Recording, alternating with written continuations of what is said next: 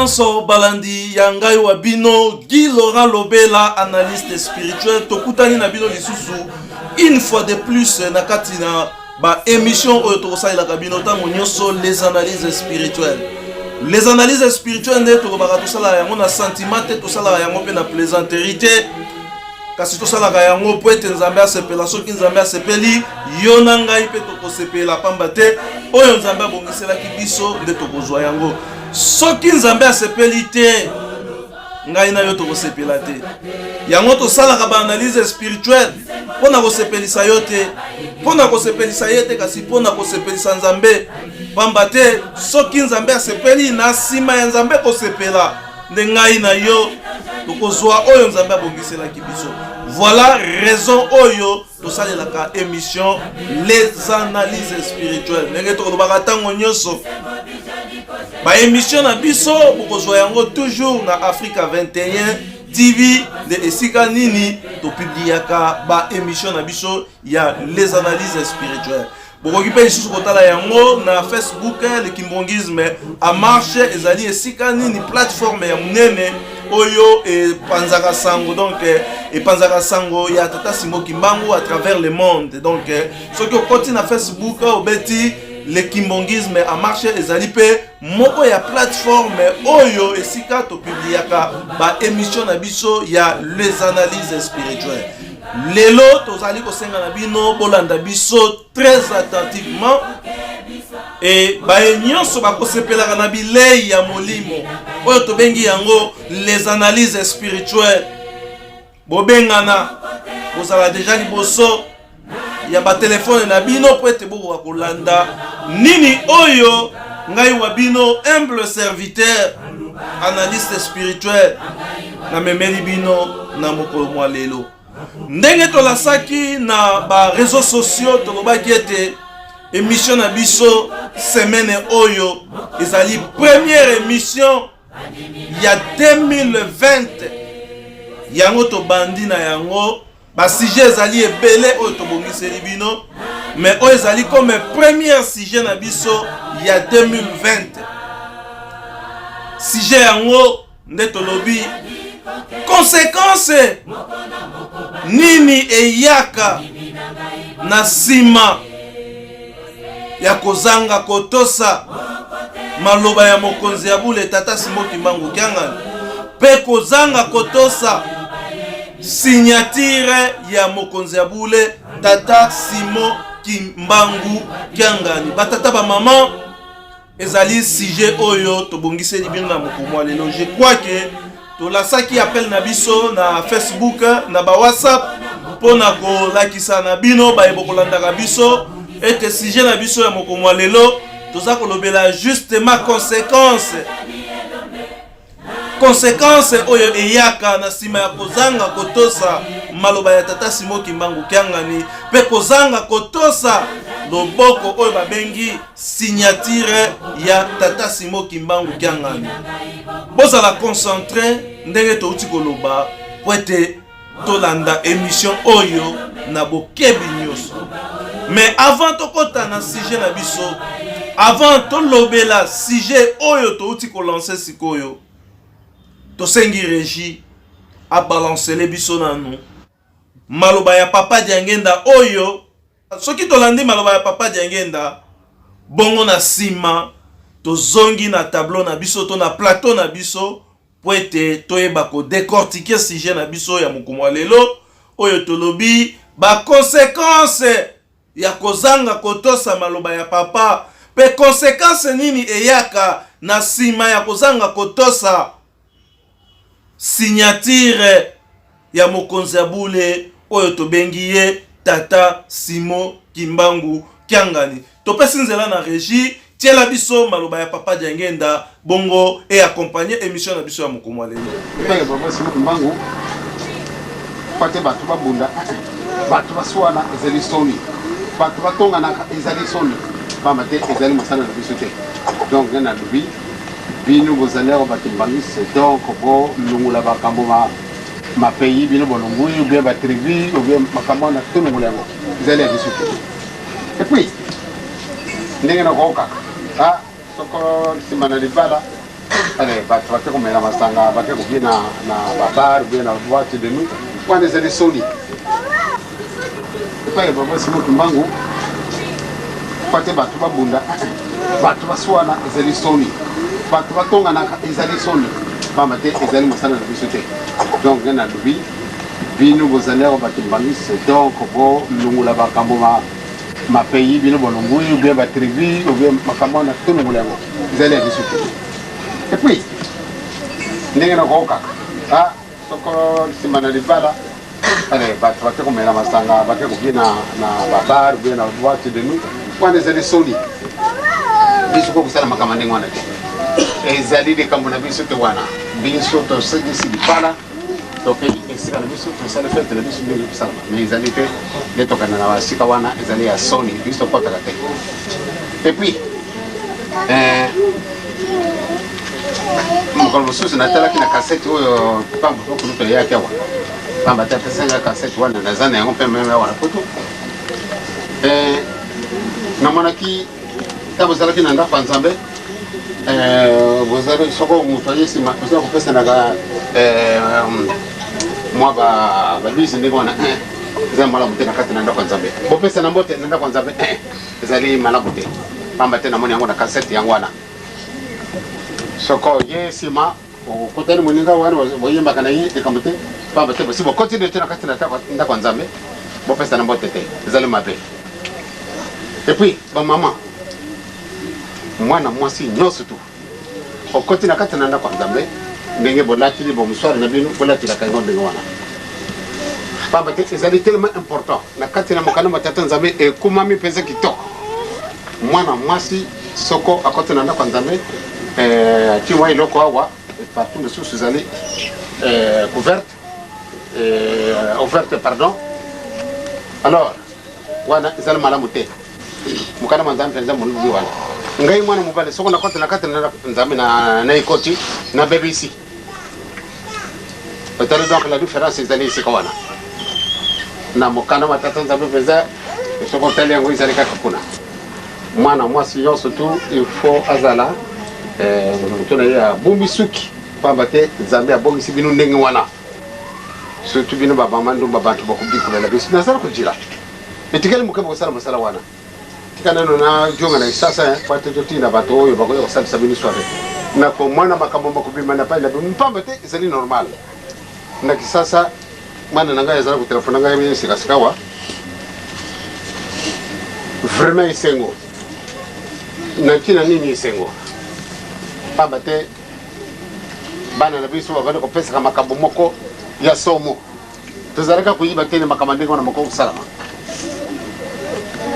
bato bafongwani miso bamoni ete solo malamu nde tolanda papa Simoki Mbangu sikasika wa okutala ndenge bakimbangisi bakumi na kisasa rien que le 17 juin dernier ezalaki mokolo wa dimanche toyombaka 4608 personnes na mbala moko na Brazzaville kozalaka mwa mpasi pate bakuma na 800 personnes ekozalaka mpasi kasi cette fois-ci eh bien ndenge vayambi batou pas na soirée spirituelle c'est vraiment incroyable mais vrai donc nazala kotinda bino bato misato bakoya kosalisa bino soirée te poko sepela l'essentiel soyez correct soyez vraiment certain ou bien certain et que nzambe afunguli miso na ye epai na biso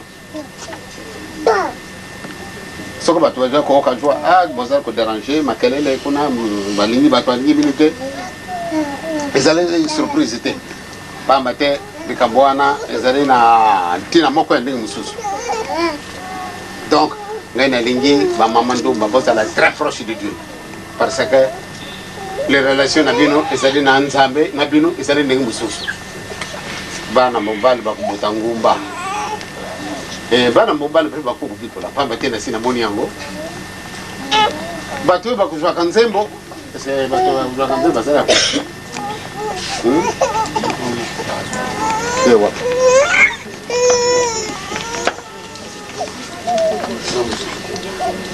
mosusu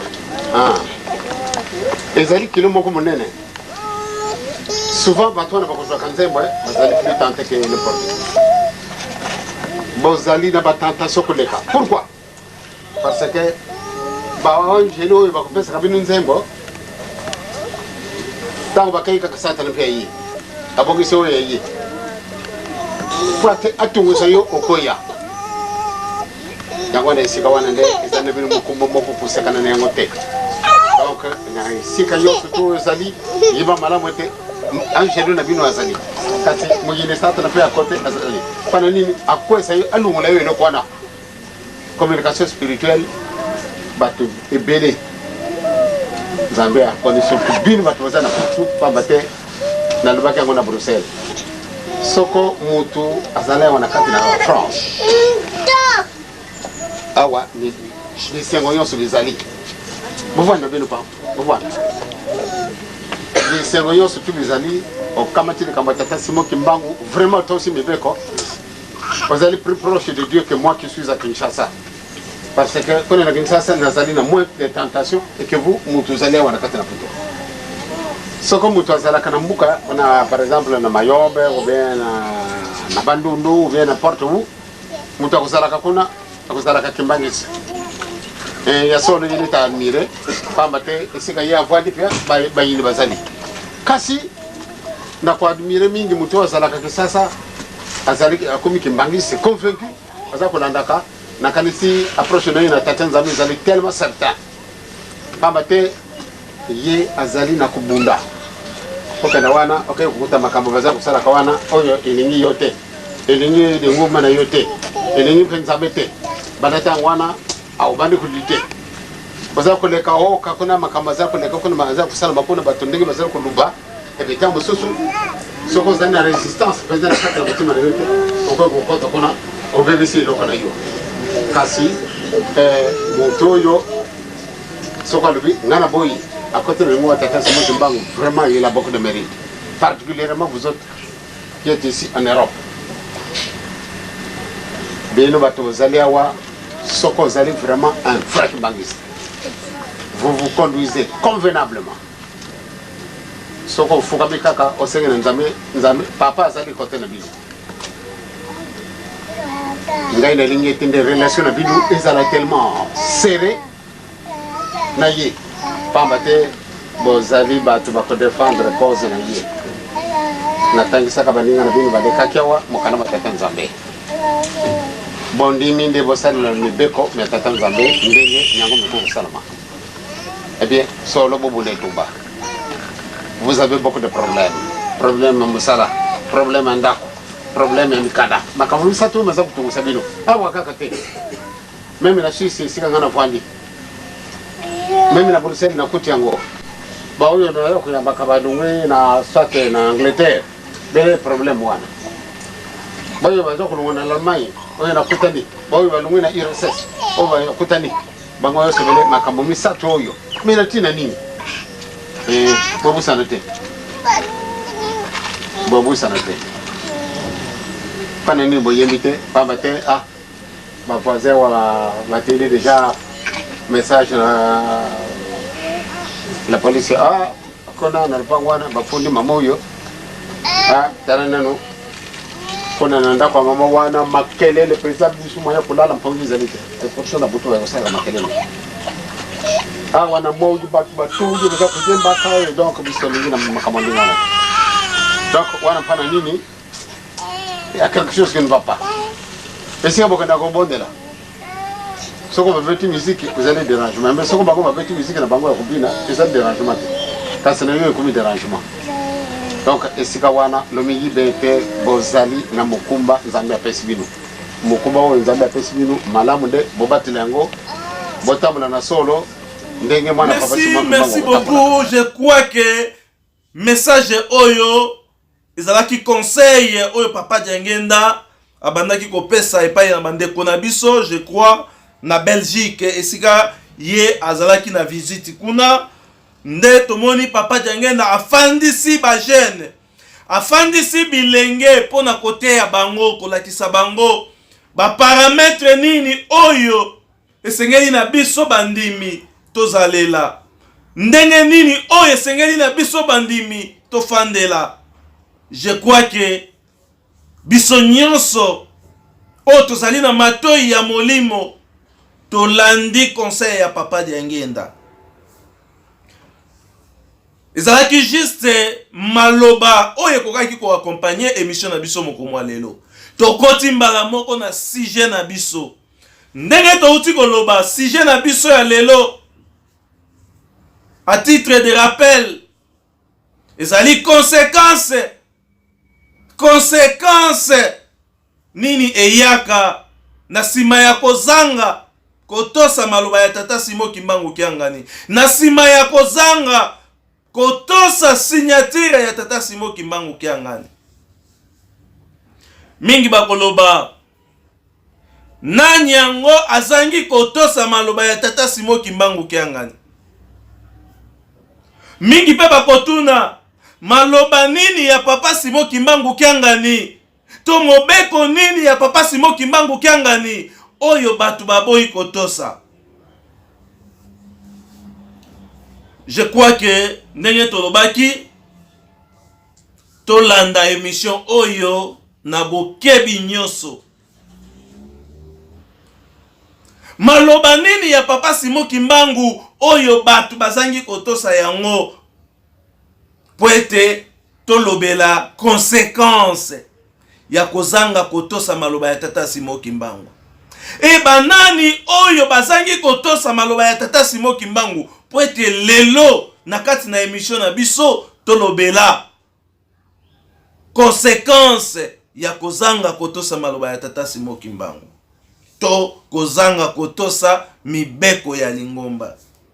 Tolingi tozwala no moi entre parenthèses pour na ko faire voir ba kolanda ka ba réflexion spirituelle na biso pour te ba comprendre ndenge nini toza ko kende na émission na biso ti tokokoma na suka kino tokokoma na suka pour te yona ngai o bénéficier na eloko moko. Mibeko ya lingomba ezali nini? Mibeko ya lingomba ezali mikanda nyonso liye signature ya mokonzi ya bule tata Simon Kimbangu Kiangani etiami na likolo. Je crois que bisika bozali boza ko comprendre ndenge toza ko kela émission na biso mokumwa lelo. Donc mwana nyonso ya tata Simon Kimbangu oyo nyonso abiangami mwana ya tata Simon Kimbangu oyo akosalelaka ye na solo, oyo akoyokelaka ye, pe oyo azali na posa abikisama. Mukanda nyonso ya lingomba oyo etiami signature ya papa Simon Kimbangu Kiangani ezali mobeko.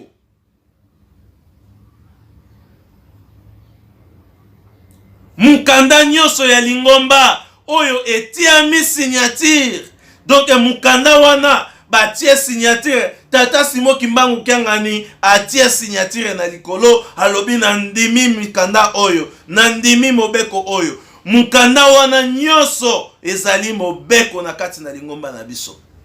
Awa toza koluka koyeba conséquence nini eyaka soki mutu azangi kotosa mibeko ya lingomba, soki mutu azangi kotosa maloba ya tata Simon Kimbangu to signature ya tata Simon Kimbangu ezalaka na ba conséquence. Mais avant to koma kuna to lakisa bino ba conséquence wana tozali na posa to lakisa bino nano mobeko na kati na lingomba na biso ezali nini, et puis signature ya papa Simon Kimbangu Kiangani ezali nini. Yango tolobi mukanda nyonso na kati na lingomba na biso oyo etiami signature ya mokonzi ya bule tata Simon Kimbangu Kiangani ezali mobeko.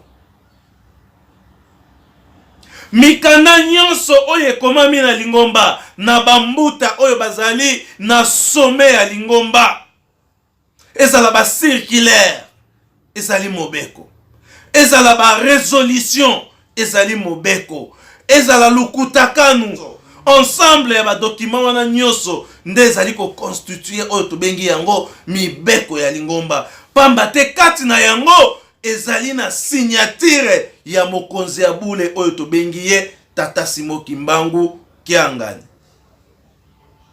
Wana ezali mobeko ya lingomba toza koluka nini oyo koki kozala mobeko na kati na lingomba na biso et puis toza koluka pe ndenge nini oyo tokoki ko remarquer to koyeba ete mobeko na esika oyo ezali ya kobukama et ndenge nini tokoki kolakisa bino ba conséquence ya bana na nzambe oyo bazali kotambola na kati ya kobuka mobeko conséquence na yango ezali ndenge nini. Bolanda biso très attentivement parce que bilia oyo biso tokabolaka tango nyonso ezali bilia ya molimo tobengi yango les analyses spirituelles pour permettre yo oyeba posa ya nzambe osala oyo nzambe alingi po ete oyo nzambe abongiselaki yo okoka kozwa yango. Ba analyse oyo tosalaka ezali juste pona ko permettre yo oyeba pe kokabola mabe na malamu. Pambate mutu oyo akomi na capacité spirituelle to maturité spirituelle ya koyeba kokabola mabe na malamu azali mwana na nzambe ya solo. Tango moni mabe oyebi ya solo ete oyo ezali mabe. Tango moni malamu oyebi ya solo ete likambu oyo ezali malamu. Esengeli na biso etaki bana na nzambe oyo nzambe azali kopekisa biso tosala yango te, kasi oyo nzambe azali kotinda biso nde tosala yango. Ndenge nini tokoki koyeba mibeko na kati na lingomba na biso? Ndenge touti kolakisa bino mikanda nyonso ya lingomba oyo etiami signature ya mokonzi ya bule, mikanda nyonso ya lingomba oyo epesami na hiérarchie ya lingomba, c'est-à-dire bambuta na niveau ya likolo, ensemble ya ba documentation wana nyonso nde tobengaka yango pe mibeko na kati na lingomba na biso. Et sans oublier maloba ya tata Simo Kimbangu, maloba ya bamvoila et maloba ya tata Simo Kimbangu kiangani ezali mobeko. Maloba ya tata Simo Kimbangu kiangani batata ba mama ezali mobeko. Oye sengeli ngai na yo ata ozalaki na kati na pongi tango lingi kosala likambu oyo ezali contraire na maloba ya tata Simo Kimbangu, lamuka na pongi epamela likambo wana na kosala likambo oyo te, pamba te ezali mobeko na kati na lingomba na biso. Ata ozalaki kolala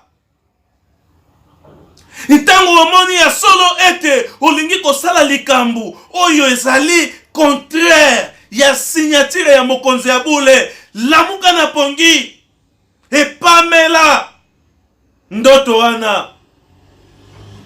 Yebisa ndoto ete maloba ya tata Simo Kimbangu ezali mobeko. Eleko oyo ngai nalingi kosala nakoki kosala yango te, pamba te ezali mobeko. Tokolobela conséquence ya kozanga kotosa maloba ya tata Simo Kimbangu. Tokolobela conséquence ya kozanga kotosa signature ya mokonzi ya bule. Batata ba mama ndenge tolobaka tango nyonso ba émission na biso ezali ba analyse spirituelle. Tosalaka yango na suite ya ba recherche oyo tobengi ba recherche spirituelle nde epermetaka biso to réaliser ba émission oyo. Et soki tobimaka avec connaissance de cause, tobimaka na sentiment te, tobimaka soki to sangisi ba recherche na biso nini tata Simo Kimbangu azali kosenga, ndenge nini biso tozali kotambolela, e ndenge nini ngai na yo tozali kotambolela na mae tata Simo Kimbangu azali kosenga biso. Ende a partir ya wana nde tozwaka ba élément oyo permetaka biso to réaliser ba émission na biso.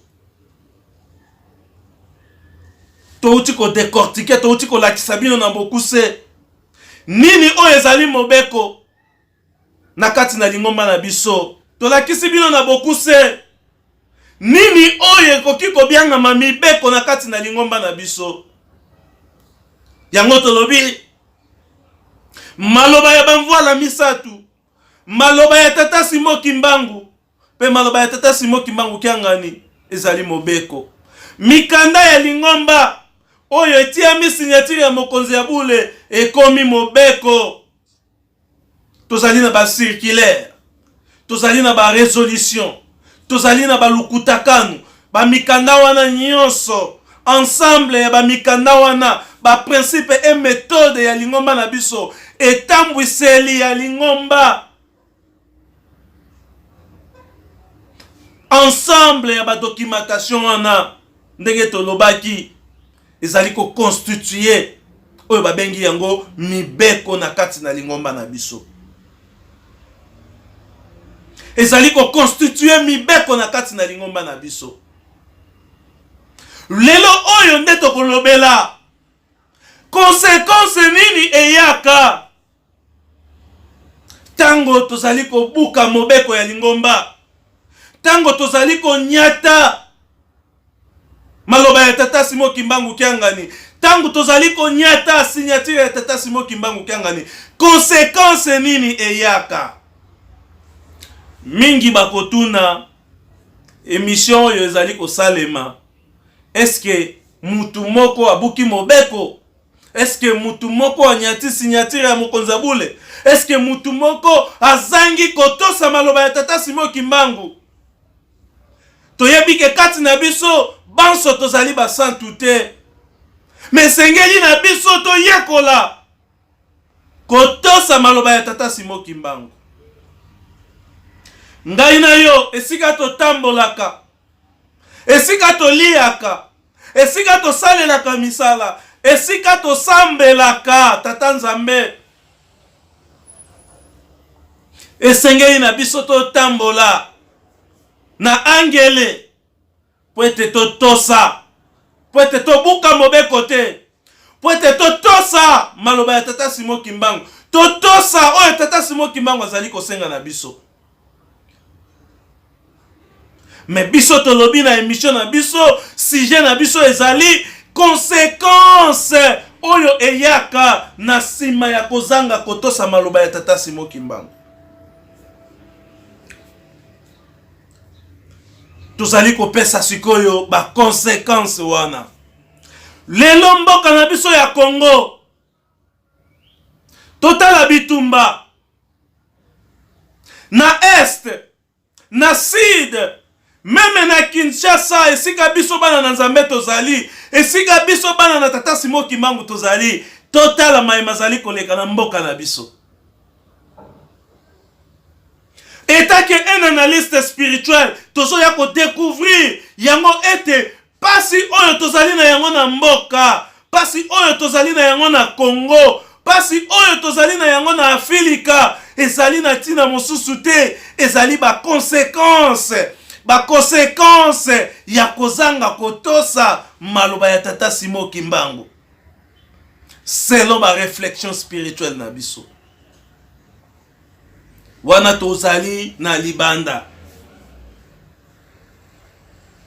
pasi oyo tozali komona bitumba na kati na mboka na biso, nzala Kinshasa ekomi lokola poubelle.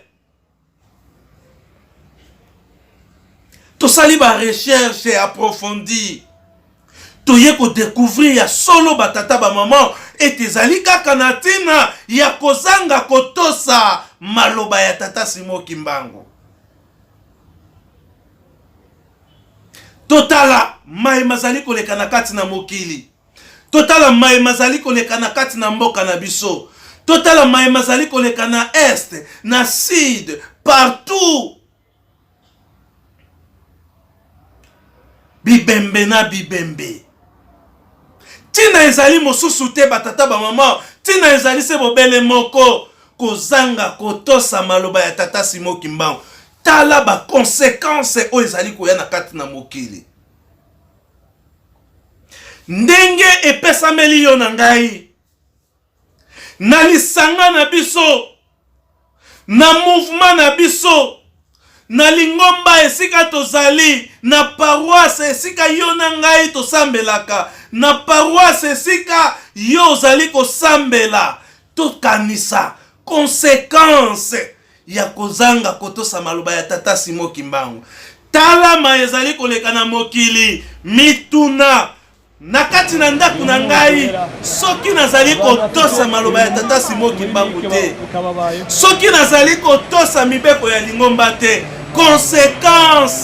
conséquence na yango ekozala ndenge nini tala mayema ezali koleka na kati na mboka na biso ezali na ntina ya kozanga kotosa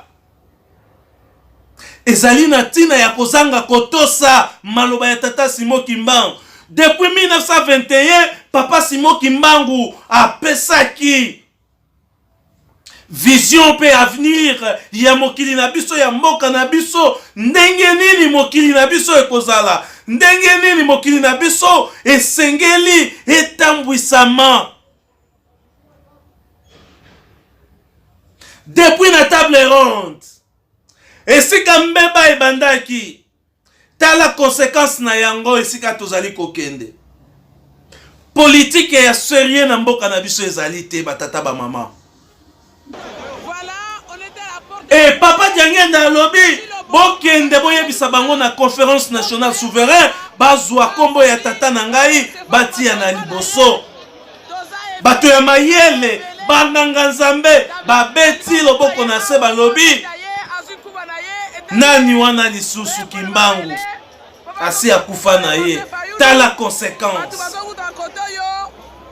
Et papa Diangenda alobi lokola bozangi kotosa bozangi koyokela ngai eloko moko ekobota na kati ya conférence nationale souverain ezali te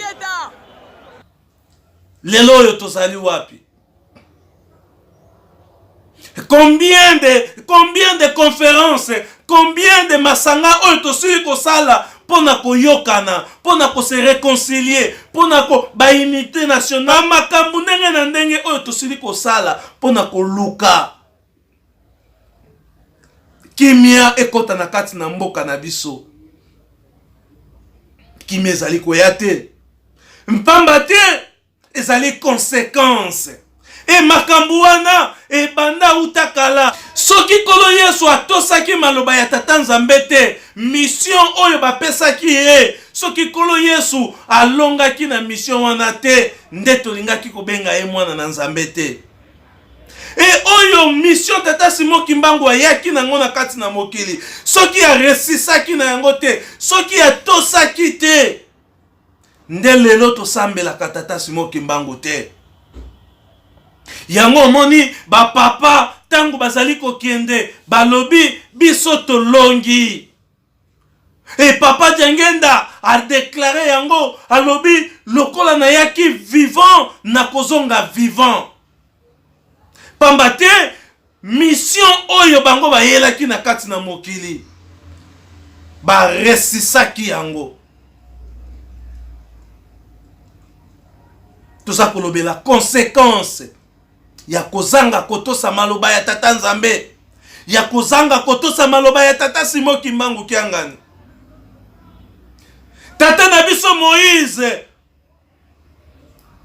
Nzambe asali ba miracle bele kati na ye alakisi makamwisi ya minene kati na ye. Moïse batu misusu bakomaki kosambela Nzambe ya Moïse. Moïse nanguya ya tata Nzambe Moïse akaboli mai.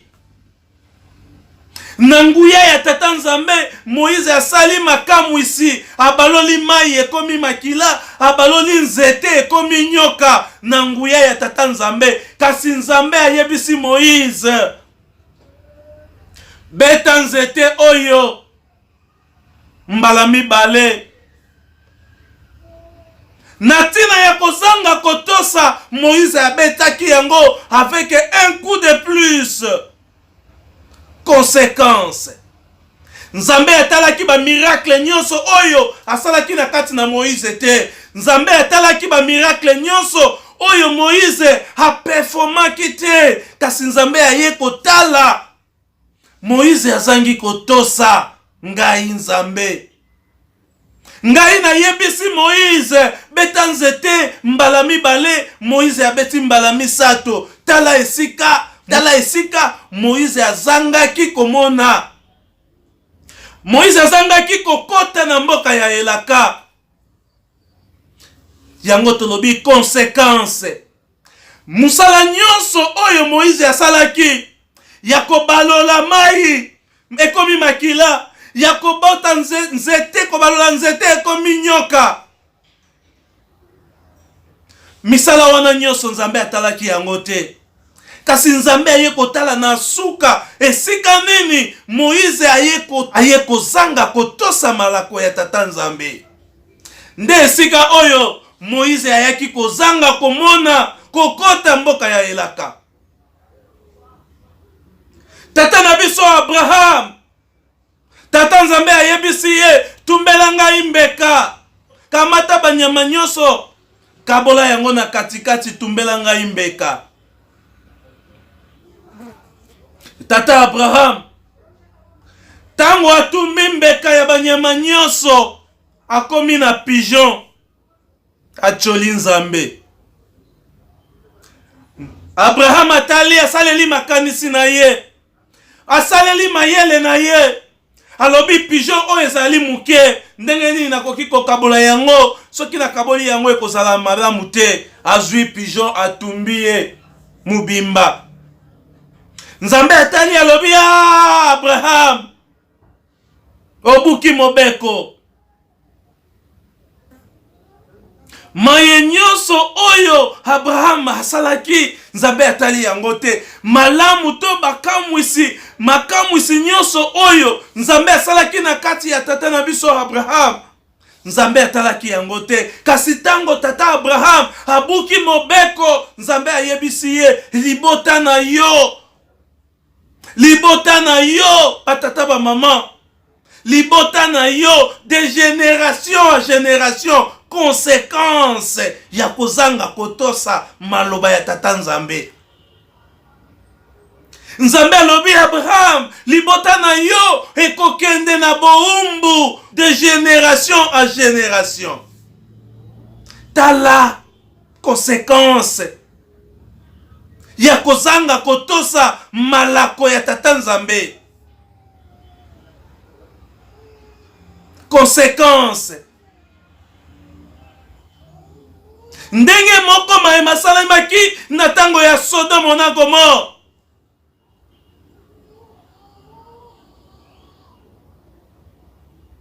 Mwasi ya Loti abongwanaki mungwa. Nzambe alobi na ye, bokende na liboso, botala sima te. Bokende na liboso, botala sima te. Natina ya kozanga kotosa mwasi ya Loti abongwanaki mungwa, abongwanaki libanga ya mungwa. Conséquence ya kozanga kotosa maloba ya tata Nzambe. Elelo ekomeli ngai na yo tobiangami bakimbangiste. Tata Simon Kimbangu, tolobi tata Simon Kimbangu azali Nzambe molimo mosantu oyo afandi kati na biso. Bapesi biso bolingo mibeko pe misala, balobi to tambola na yango po ete tomona bokonzi ya tata Nzambe. Ngai na yo tobiangami bakimbangiste, tozali kotambola na tata Simon Kimbangu, ye moko oyo azali kolakisa biso maye sengeli na biso kosala. Tokanisa sikoyo tokomi na tango ya ba réflexion spirituelle. Oyo esalemaki na tango ya Loti ezalaki na tina ya kozanga kotosa. Oyo esalemaki na tango ya Noa ezalaki na tina ya kozanga kotosa. Oyo esalemaki na tango ya tata na biso Abraham ezalaki na tina ya kozanga kotosa. Oyo esalemaki epai ya Moïse ezalaki na tina ya kozanga kotosa. Ngai na yo totala na kati na lingomba na biso, na kati na mouvement, na kati na chorale, na kati na département, na kati na association, na kati na lingomba na biso. Nini oyo tozali ko remarquer ya pasi na kati na lingomba na biso? Ezali kaka na tina ya kozanga kotosa maloba ya tata Simon Kimbangu kiangani. ezali kaka na tina ya kozanga kotosa batata ba mama maloba ya tata Simon Kimbangu Kiangani. Yango tolobi conséquence. Tata Simon Kimbangu alobi résolution yango oyo. Allez, zwa résolution, botambwisa yango na mokili mobimba, nazwi signature na ngai, natie na likolo. Baye banso balobaki, biso résolution wana, toboyi yango, mukanda oyo ezalaki na signature ya mokonzi ya bule tata Simon Kimbangu Kiangani. Total la conséquence ya kozanga kotosa maloba ya tata Simon Kimbangu Kiangani. Conséquence ya kozanga kotosa signature ya tata Simon Kimbangu Kiangani. Libota ekabwani. Pamba te likambo ya Nzambe basangisaka yango na mabota te. Likambo ya Nzambe batambwisaka yango bobele na ndenge ya bonzambe. Likolo ya kozanga kotosa tala esika libota ya tata Simon Kimbangu Kiangani ezali ko se retrouver. E yo na ngai na kati na lingomba kino lelo tozali kotiola, tozali kotuka, tozali kosakana na signature ya tata Simon Kimbangu Kiangani. Yo na ngai na kati na lingomba kino lelo tozali kotiola mobeko o ezali na kati na lingomba. Tozali ko manipule mobeko, tozali ko beta yango, kobuka yango lokola bambanzi ya kombo, kosakana na yango lokola ndembo. Mobeko oyo ezali signature ya tata Simon Kimbangu Kiangani. Mobeko oyo esimbi lingomba yo na ngai na kati na groupe, na kati na association, na kati na etonga esika biso tozwami, tozali kosakana na mobeko ya lingomba. Tozali kosakana na yango, tobuka yango lokola bambanzi, bakosala biso eloko te. Tobuka yango lokola bambanzi, moto akokende na biso epai moko te. Tobeta yango lokola ndembo, moto akosimba biso azali te. Pamba te biso tozali na relation na tata Simon Kimbangu. Pamba te biso tozali na relation na lingomba. Batata ba mama, relation oyo yo ozali na yango na tata Simon Kimbangu eleki relation oyo tata Simon Kimbangu Kiangani azalaki na yango na bandeko na ye oyo bazali na 26 te. Kasi na tina ya kotosa lingomba tata Simon Kimbangu a signé résolution alobi tokotosa lingomba biso banso. E baye bacholaki signature ya tata Simon Kimbangu bazali na lubwaku. Elelo mingi bakomi kolela toyokana, mingi bakomi kolela tosolola, mingi kasi Nzambe bakosolola kana yete. Kasi yo na ngai baye tozali na kati na ndaku, baye tozali kofanda na bakoral, baye tozali kofanda na ba mouvement. Ekino lelo tozali koyeba conséquence ya kozanga kotosa maloba ya tata Simon Kimbangu te. Kino lelo tozali koyeba conséquence ya kobuka mobeko ya lingomba te. Batata ba mama, tala tata Simon Kimbangu na libota na ye. Libota na ye basili kokabwana likolo ya lingomba oyo. Pamba te tata Simon Kimbangu alobi tokotosa lingomba, akamati signature na ye, atie likolo ya résolution. Tala ndenge bakobombaka lingomba, tala ndenge bakobombaka lingomba.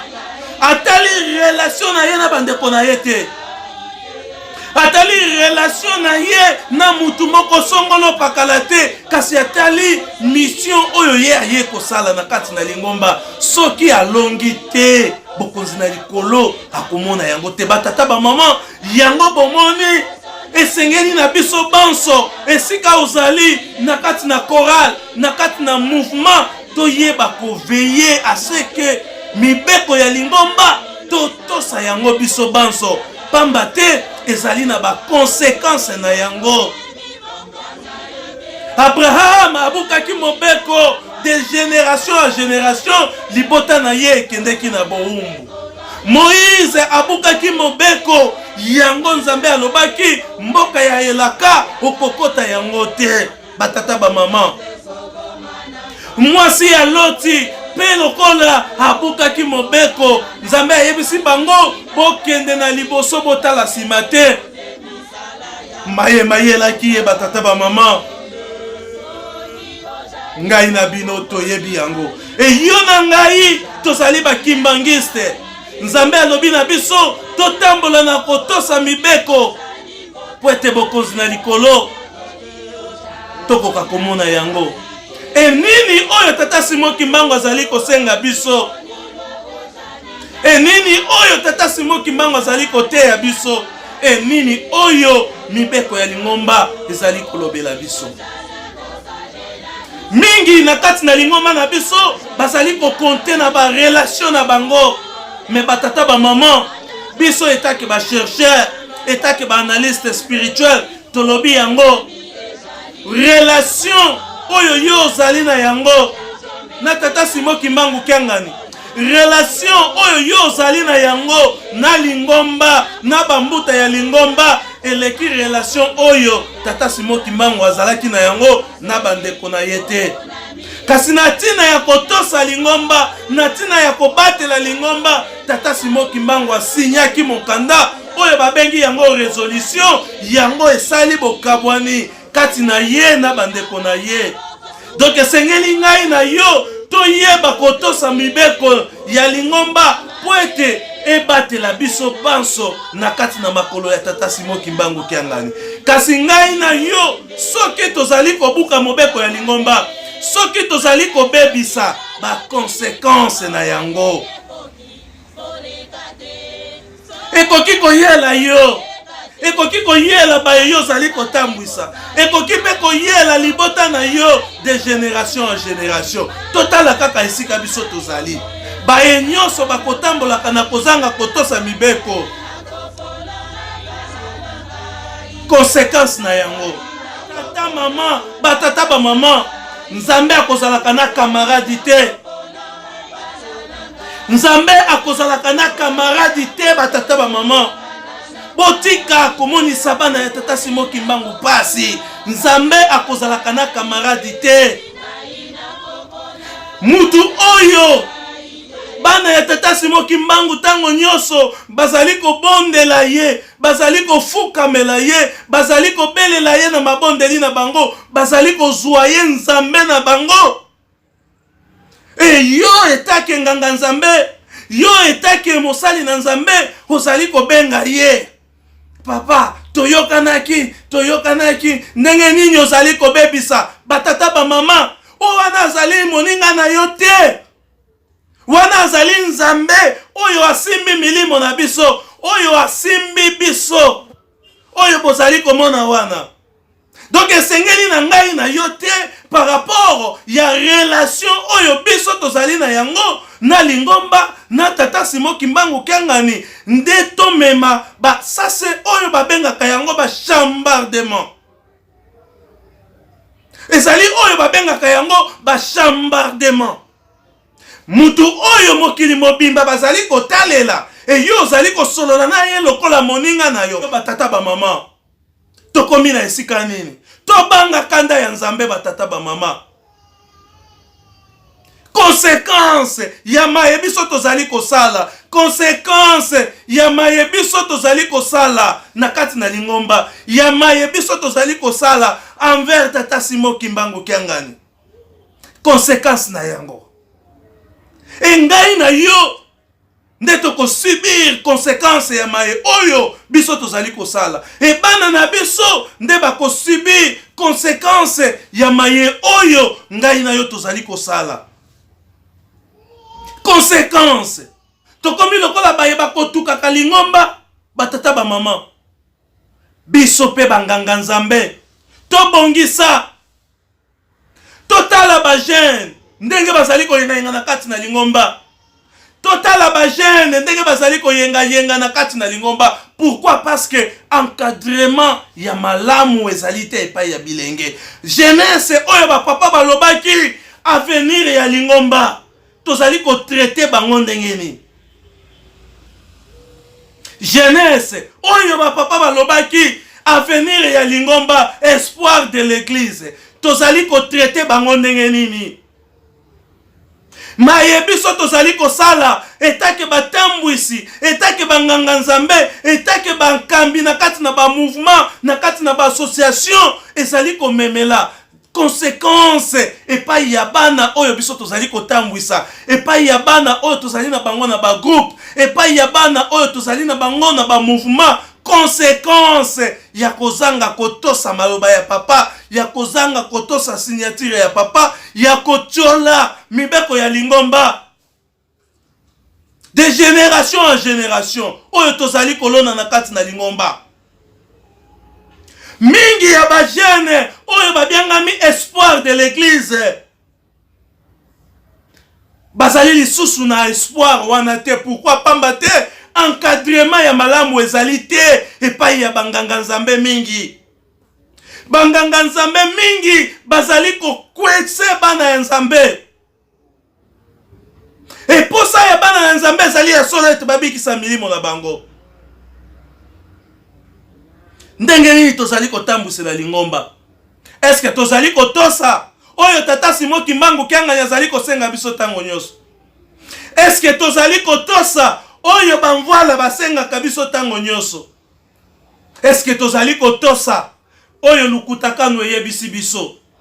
Eske tozali kotosa oyo résolution eyebisi biso? Eske tozali kotosa oyo tata Simon Kimbangu Kiangani azali kosenga biso tango nyonso? Conséquence, parce que tata Abraham nzambe ayebisi ye de génération à génération, bana ya bana na yo nde bakosibi conséquence ya makambo oyo yo zali kosala lelo. E yo na ngai tobiengami ba pasteur, yo na ngai tobiengami banganga nzambe, yo na ngai tobiengami ba chef de mouvement oyo biso tozali kosala conséquence na yango. Batu bakofuta yango ezali de génération en génération. Bana oyo biso tozali ko encadrer, bana oyo bandimi oyo biso tozali ko encadrer, conséquence na yango. Conséquence ya kozanga kotosa mibeko, pe conséquence ya kozanga kotosa mokonzi ya bule, bana wana bandimi wana nde bako subir conséquence wana. Pambate epai ya tata Abraham nzambe alobaki de génération en génération, epai ya ngai na yo pe. Pambate oyo esalemaka na kala yango ezali kosalema lelo. Bandimi mingi oyo tozali komona na kati na lingomba bazali kobela maladie oyo babengi yango maladie spirituelle. C'est-à-dire quoi? Morale ya bandimi mingi ezali lisusu malamu te. Pambate ba problème oyo bazali na yango banganga nzambe bazali kokoka ko résoudre ba problème wana te. Ba problème oyo bazali na yango banganga nzambe bazali incapable ya ko résoudre ba problème wana. E ba conflit mingi ezali na kati na lingomba batata ba maman. Mondimi na mondimi bazali ko solola te, bakei epai ya nganga nzambe batikali pe kozwa solution wana te. C'est-à-dire nganga nzambe azali incapable ya kotia kimia entre batomi bale oyo bandimi mibale oyo bazali koyokana te. Mondimi akomi na ba équation, nakende kopesa problème oyo na l'état, ou bien nakende kopesa problème oyo epai ya nganga nzambe mosusu oyo azali kimbangiste te. Et automatiquement a commis un problème psychique, a commis un problème moral, a commis un problème spirituel. Et chaque fois zali koya na lingomba molimo na ye, étention na ye, makanisi na ye, ezali ndenge balobaka ezali posé te, parce que azali na problème oyo kino lelo nano azweli yango solution te. Oyo kino lelo banganga nzambe bazali ko résoudre yango te. Et soki otali na ba recherche na biso oyo tozali kosala okomona yango ete jeunesse oyo papa diange na bandaki ko encadrer, c'est-à-dire jeunesse oyo tobengaka yango espoir na ya lingomba na biso ezali détruite.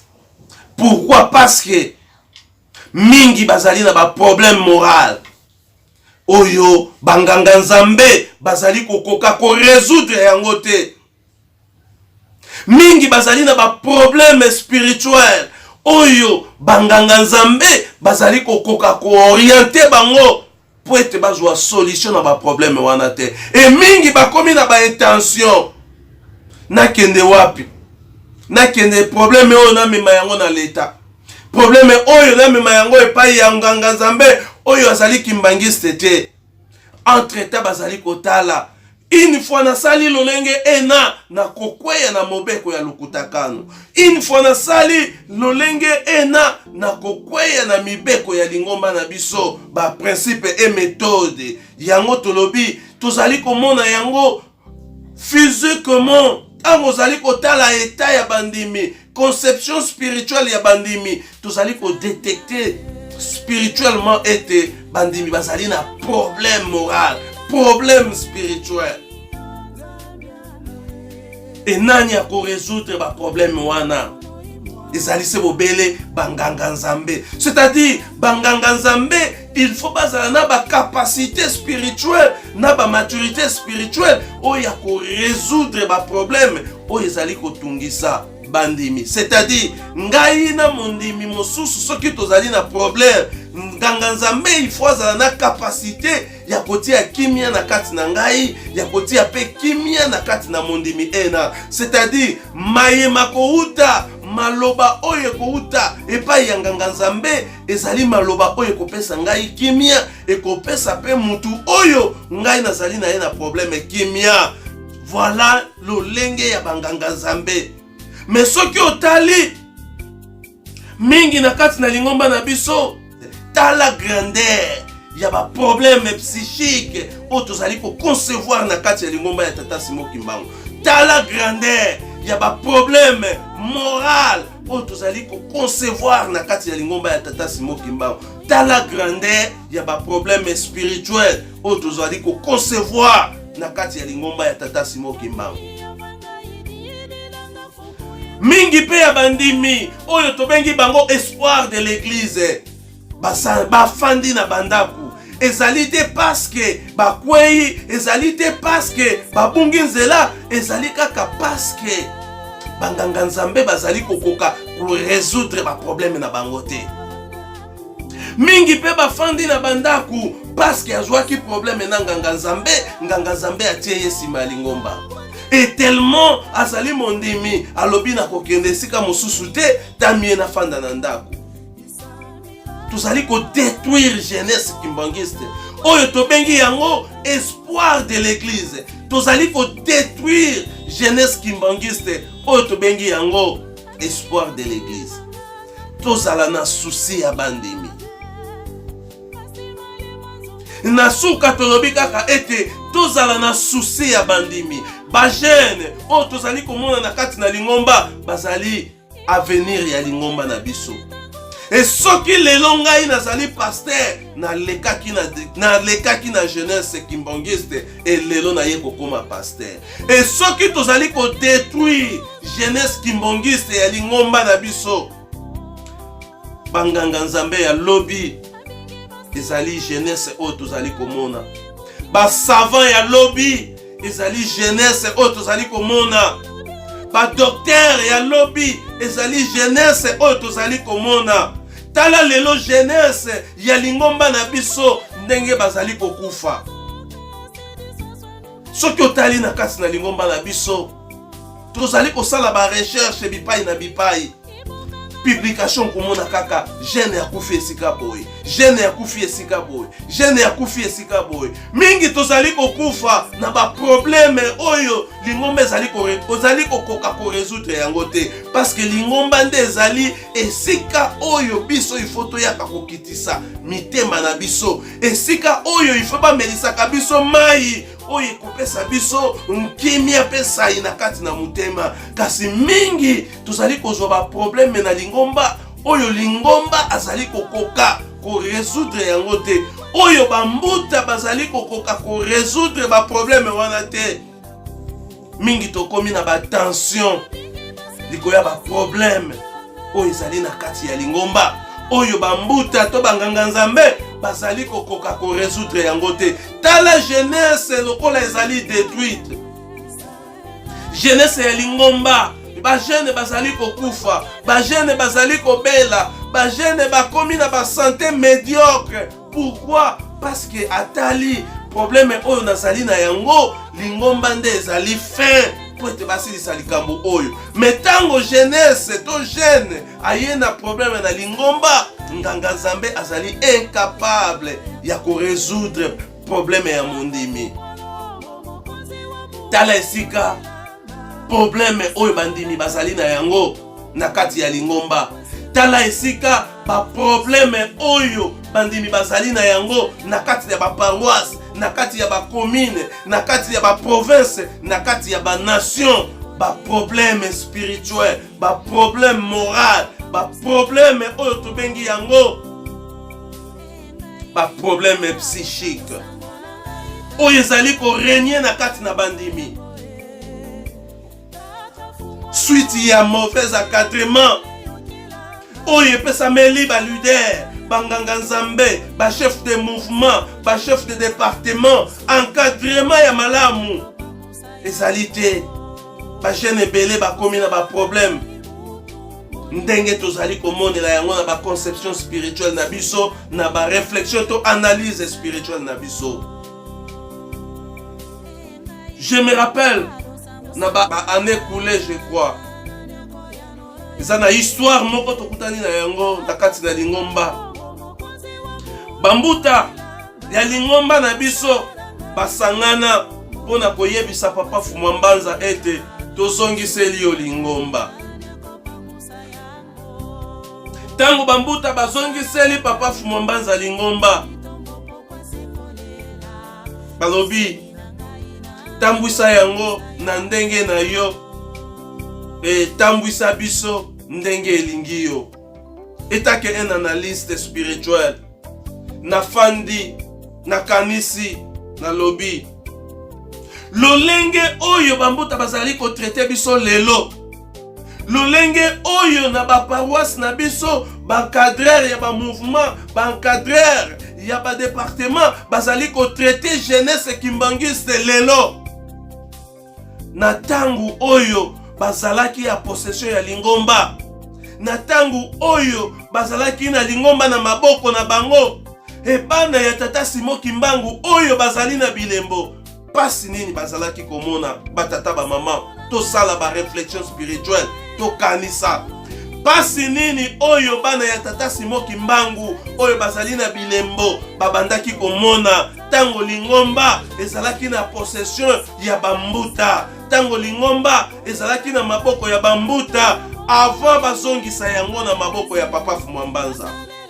Pasi nini oyo bana ya tata Simon Kimbangu oyo bazali na bilembo, pasi nini jeunesse ebandaki komona tango lingomba ezalaki na maboko ya bambuta baza ko gérer yango na lolenge na bango et non na lolenge oyo mibeko ya lingomba elobeli. Pasi nini oyo bana nzambe babandaki komona.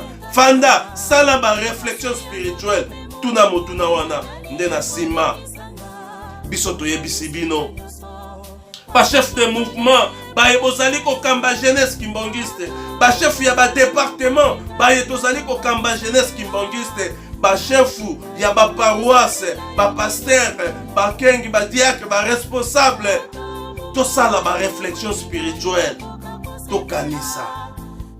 Jeunesse oyo biso tozali komona na kati na lingomba, bango bako remplacer biso, bango bako zala ba cadre na lingomba. Et biso etake ba analyste spirituel tolobi yango tozala na souci ya bandimi, tozala na souci ya bana ya tata Simon Kimbangu, tozala na souci ya bandimi. Mingi bazali na ba problème, mais banganga nzambe tozali kokoka ko résoudre ba problème wana te. Et bango bakimeli na ba problème wana epai na bino, epai na yo, epai na ngai, po ete bayebi ete ozali nganga nzambe, nazali nganga nzambe, to pesa bango kimia pe pole na ba problème wana. bakoki kokende na problème wana na leta te pamba te lukutakano ezali kopekisa biloko wana bakoki komema yango epai ya bato ya église de réveil te pamba te lukutakano ezali kopekisa ba problème wana bakoki obele komema problème wana epai na yo na ngai nganga nzambe oyo tokopesa bango kimia oyo pe tokopesa bango pole na mitema totala ba problème oyo tozali na yango na ba mouvement na biso na ba paroisse na biso na ba province na biso na ba groupe na biso totala ba problème oyo tozali na yango e biso banganga nzambe e biso ba chef de mouvement biso ba chef de département e biso ba chef ya ba groupe ndenge nini tozali ko résoudre ba problème wana. Est-ce que ba problème wana ezali kopesa problème psychique na kati na bandimité et kateli na biso ya problème est-ce que ezali kopesa problème na makati ya makanisi ya bandimité et kateli na biso ya problème et saleli na biso ya makamu est-ce que ezali kotika bandimi na ba problème psychique te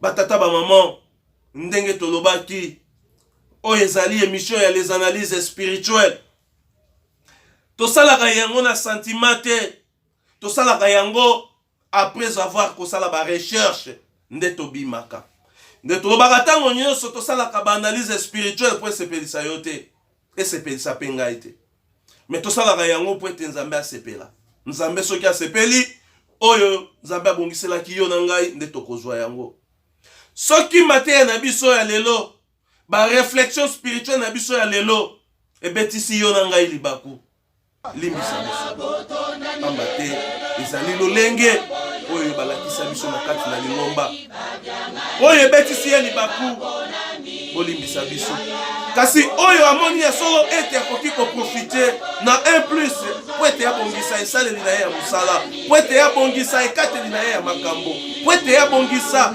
lolenge nini akoki koencadre bana na nzambe po ete tozala na kati na bomoko bilaka oyo papa Simon Kimbangu Kiangani azali kolaka biso ntango nyonso maye tata Simon Kimbangu Kiangani azali kopesa biso ntango nyonso tomona yango pe tokokisa yango po ete nzambe asepela tala esika émission na biso ya mokumwa lelo tokosukisa yango ba émission oyo tokolandisa yango ntango nyonso et sujet na biso deuxième sujet na biso oyo ezali koya tokolobela sur jeunesse kimbangiste batata ba maman ba jeune kimbangiste bozala connecté branché na kati na émission les analyses spirituelles oyo tokosalaka yango ntango nyonso po ete tobakisa 1 plus na ba connexion spirituelle na biso sujet na biso tokolobela prochaine émission ezali jeunesse kimbangiste ba émission na biso bokoki kotala yango toujours na Africa 21 TV na YouTube nde ezali esika topostaka ba émission na biso soki botali yango na Africa 21 ta bokoki kotala yango na Facebook ya Laurent Lobela ou bien na Facebook ya na plateforme ya le kimbangisme en marche ezali moko ya plateforme ya munene pe oyo esalaka musala ya kopanza sango ya tata Simon Kimbangu na kati na ba réseaux sociaux nde tokutani na bino mbala ya sima na ba volume oyo tozali kobongisela bino mbote na ba nyonso bazwi ntango ya kolanda biso mbote na ba nyonso bakozwa pe courage ya kopartager émission les analyses spirituelles po ete ekomela bamisusu baye bazali nano kotambola na ndenge oyo tata Simon Kimbangu azali kosenga biso te baye bazali kotambola na ndenge ya kobungisama pe baye bazali kotambwisa bana ya tata Simon Kimbangu na ba paroisse na ba groupe mouvement département pe na kati na ba province bisika biso nyonso tozwami nde tokutani na bino mbala ya sima merci.